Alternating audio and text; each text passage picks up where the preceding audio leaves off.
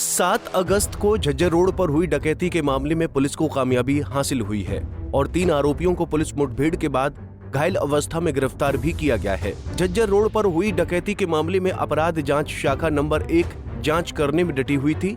देर रात पुलिस को सूचना मिली कि डकैती की घटना को अंजाम देने वाले 3 आरोपी बाइक पर सवार होकर किसी घटना को अंजाम देने के लिए जा रहे हैं।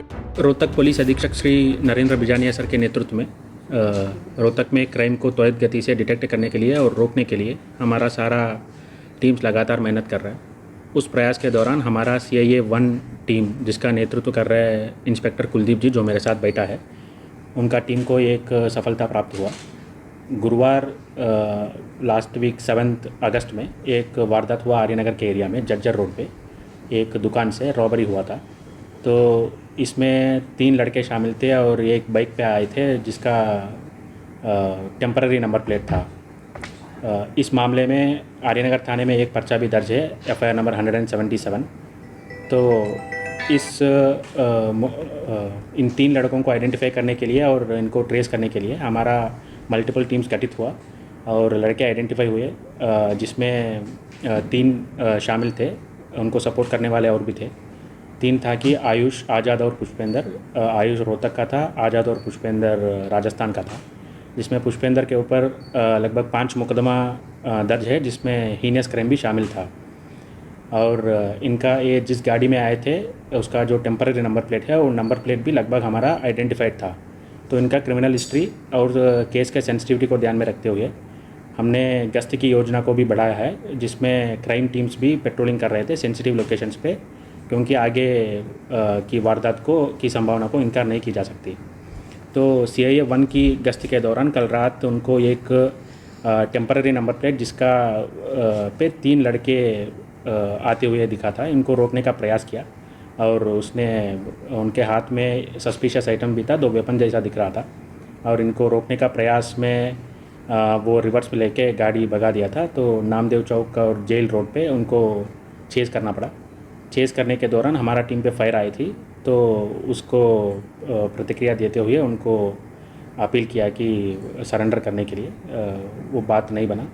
तो उस मोमेंट के दौरान एक एक्सचेंज ऑफ फायर हुआ, जिसमें 3 घायल हुआ उनकी तरफ से। 2 को गोली लगी है, दोनों वेस्ट के नीचे लगी है। और एक बाइक गिरने की वजह से, उस मोमेंट में बाइक स्किड होकर गिर गया था। गिरने की वजह से उनका लेग पे उनको चोट है। तीनों हॉस्पिटल में एडमिट है और उनका इलाज चल रहा है।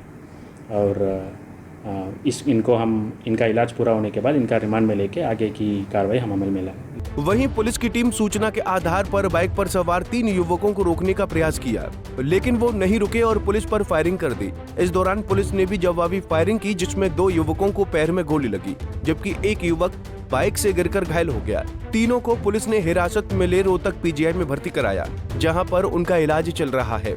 झज्जर रोड में एक दुकान था जिसमें रॉबरी किए थे लोग। 3 लोग आए थे, उनके साथ वेपन्स भी था। तो क्योंकि उनके पास वेपन्स था और दुकानदार के पास ऐसा कोई वेपन्स नहीं था, तो इनका रॉबरी अटेम्प्ट सक्सेसफुल हुआ।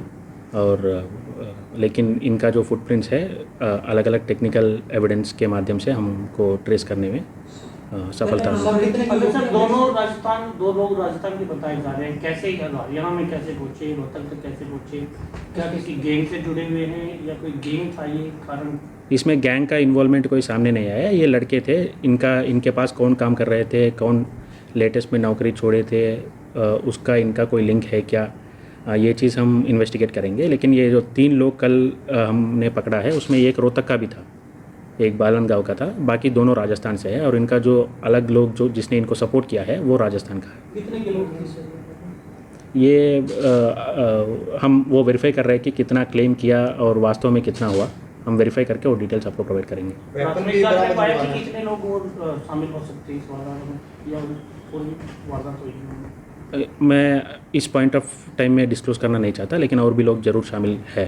वेपन बरामद हुए। 2 लोग हमारे ऊपर फायरिंग किया। एक गाड़ी चला रहा था, बाइक चला रहा था, पीछे जो 2 बैठे थे हमारे ऊपर फायरिंग किया और 2 वेपन उनसे बरामद हुआ है।